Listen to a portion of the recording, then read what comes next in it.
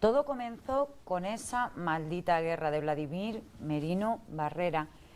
No he tenido la oportunidad de leer el libro, pero leyendo el resumen la verdad que me han entrado muchas ganas. Nos habla de una época en la que muchos niños españoles tuvieron que huir de su país, de sus casas, de su familia, para protegerse de esa guerra civil, que es de las peores cosas que le puede pasar a un país. Vladimir, buenas noches. Buenas noches. Gracias por venir. A vosotros por invitarme. Este libro lleva muchísimos años en tu cabeza, o por lo menos la historia. La historia lleva bastantes años. El libro tiene solo 4 meses. Pero la historia sí que la has estado madurando. Es una historia que se madura a lo largo de los años, efectivamente. Escribirlo luego me costó aproximadamente un año, año y algo, pero fue madurando con tiempo, claro. Porque además tiene... Y el origen, pues el origen está en mi propia vida, ¿no? De hecho, el libro, en la página primera o segunda, va dedicado a mi madre. Bueno, no es una biografía, pero se le parece. Yo creo que es ese dicho tan útil de inspirado en.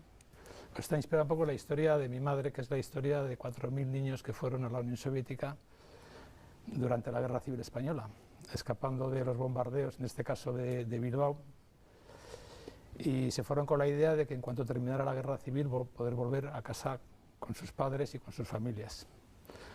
Bueno, salieron de España 35.000 niños, la mayoría del norte, País Vasco, Santander, Cantabria, Asturias. También en la cornisa mediterránea salió algo, Valencia, algo Cataluña, algo de Andalucía también, principalmente Almería. De esos 35.000 niños, prácticamente 30.000 y algo pudieron volver a España en cuanto terminó la Guerra Civil. Pero hubo 4.000 niños que tuvieron la desgracia de no poder conseguirlo. ¿Qué ocurrió ahí? Pues simplificando mucho, y algo de eso lo digo en la novela, pues ocurrió que Franco y Stalin no se hablaban, tampoco se enviaban cartas, y la Cruz Roja Internacional, que lo intentó por todos los medios, pues no lo consiguió hasta que Stalin murió. Una vez muerto Stalin, se empezó a desbloquear algo la situación aparentemente, luego igual me lo preguntan, no lo sé. En la Unión Soviética quedaban varios miles, no mucho ya, prisioneros de lo que fue la División Azul, supongo que conocerá lo que era la División Azul, y en el año 54 ya se fleta de Rusia un barco que se llamaba el Semiramis, también en la historia aparece ese barco, que viene ya con las primeras docenas de niños, de los miles que ya no eran niños, ya eran gente adulta, ya eran los llamados niños de la guerra. Pero ese barco venía principalmente cargado con exprisioneros de la División Azul que habían estado en Siberia. Y ahí ya metieron el primer paquete de los miles de niños. ¿Y ahí estaba tu madre? No. Tu madre y tú, porque tu madre se fue sola y volvió contigo. Mi madre y yo. En el año 56, en enero, se van fletando varios barcos, y en el caso mío, que llegamos a Castellón con mi madre, es el año 56, con un barco ya exclusivamente montado, que se llamaba el Crimea, exclusivamente montado para los llamados niños de la guerra. Y cuando llegáis a España, ¿qué es lo que le pasó a la mayoría de aquellos niños? España no era tampoco ni el lugar del que se fueron, habían tenido una educación distinta, muy lejos de sus casas, de sus hogares, y encima se tienen que encontrar también, después de haber estado tantos años fuera, en caso de tu madre 19, ¿no? Se tienen que encontrar con ese volverse a... Con muchas dificultades. Un poco la esencia de la novela, en la parte final, refleja precisamente esas dificultades en que se encuentran. Bueno, como anécdota, que también lo reflejo ahí, claro, la protagonista de la novela, que se llama Josefina, que no es el nombre de mi madre, pero básicamente es lo mismo, está educada en un régimen de valores llamados socialistas, que era la Unión Soviética. Entonces, mi madre, cuando vuelve, yo agarradito de su mano con 5 años, cuando vuelve, va a vivir a casa de mis abuelos, de sus padres. Ellos están viviendo en una casa en alquiler, es un edificio en Rentería, con 3 plantas y creo que aproximadamente 12 viviendas. Todas las viviendas son propiedad de un solo señor, que es el charcutero que está en la tienda de abajo. Este señor todos los meses pasaba por las casas tocando el timbre y cobrando el alquiler. En caso de que no le pagaran, tenía potestad para incluso poder ponerlos en la calle por ser unos inquilinos morosos. Josefina en la novela cuenta que eso no le encaja en su escala de valores, como una sola persona puede ser propietaria de todo eso, incluso con capacidad para poner en la calle a otras personas, ¿no? Ese es uno de los choques. Yo creo que el choque principal se produce porque la protagonista de la novela, y con ella los miles de niños que van, se separa muy bruscamente de sus padres, con la idea inicial que había dicho que cuando terminara la guerra civil volvieran, pero en este caso no vuelven, y durante 19 años que están en el exilio prácticamente no tienen comunicación con España. También lo recoge un poco en la novela, hay intercambio de cartas y de fotografías, pero la gran mayoría de esas cartas no llegan a destino. Vladimir, eso quería preguntarte, ya no sé el personaje de la novela, Josefina, pero por ejemplo, te llamas Vladimir. Me llamo Vladimir, es que Vladimir en Rusia es como aquí Pepe. Claro, te llamas Vladimir, tus dos apellidos son españoles, Merino Barrera. Tu madre llegó, y cuentas eso, ¿no? Pues que tu madre incluso se llegó a meter totalmente en lo que era ese socialismo ruso. ¿Llegó un poco a olvidar su identidad española? Nunca. En esos años no. Nunca. De hecho, si algún día lees la novela, que me gustaría que la leyeras, una de las obsesiones principales durante todos esos 19 años, por parte de mi madre, por parte prácticamente yo creo de todos los niños, es volver a España. Ellos están constantemente deseando volver. Pero incluso se produce la curiosidad, en positivo, de que cuando los niños van en ese barco que sale de Santurce, en Vizcaya, con 1.500 niños hacia la Unión Soviética, van acompañados de profesores españoles, de médicos españoles y de algunos jóvenes en plan de monitores.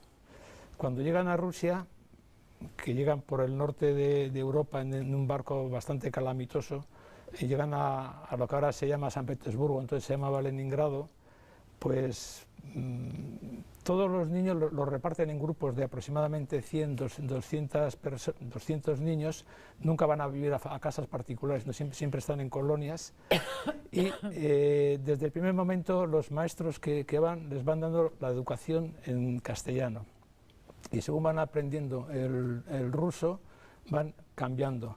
Y una cosa que siempre ellos lo dicen, mi madre por lo menos así lo ha contado también, es que siempre procuraron mantenerles la esencia cultural española. Es decir, leían muchísima literatura española, estando en Rusia constantemente.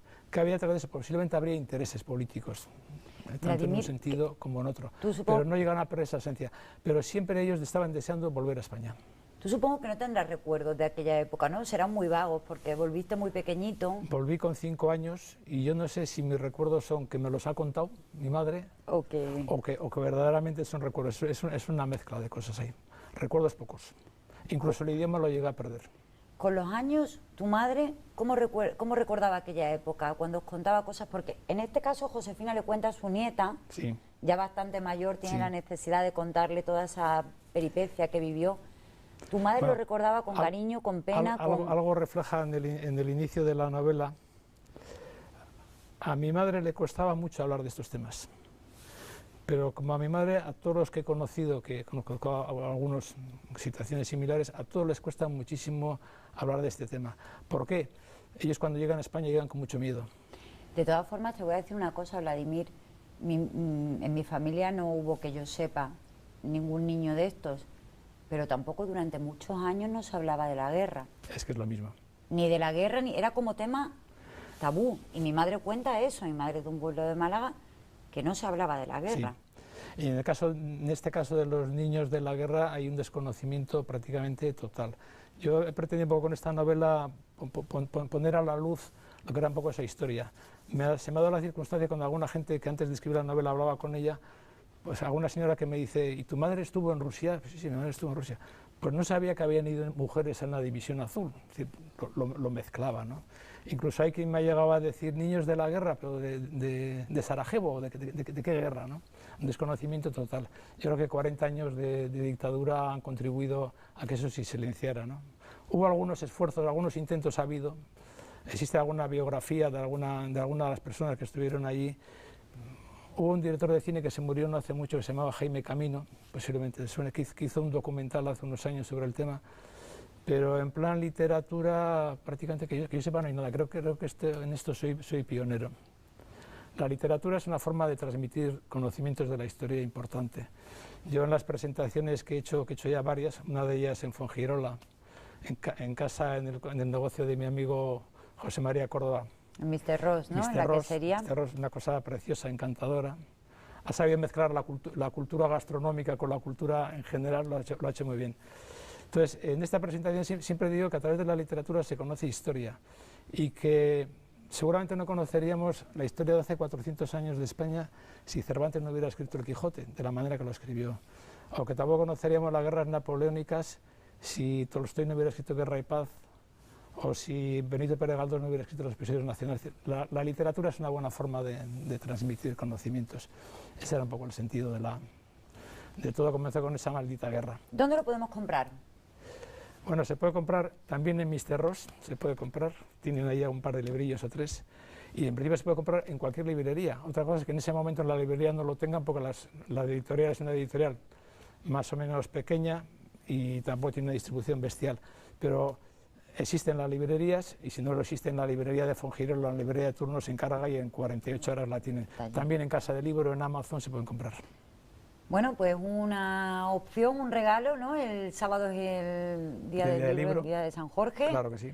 San Jordi, pues lo regalamos.